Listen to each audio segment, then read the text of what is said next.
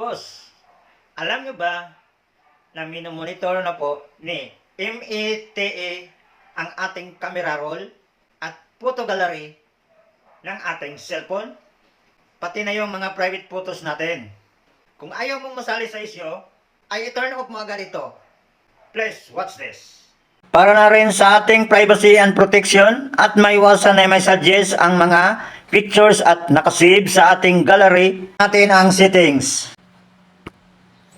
Dito sa preferences ay itap natin ang camera roll.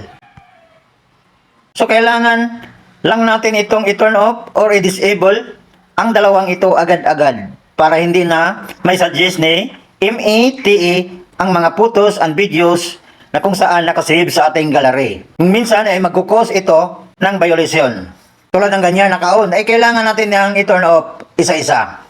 Dahil ang suggestion na ito ay general. Kasama na lahat nito ang hindi naka-professional mode.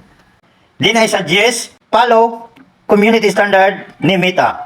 That's all. Kung nakatulong sa inyo, please like and share for more tech tips. Follow at Dabjar Vlogs para sa dagdag tips at tutorial.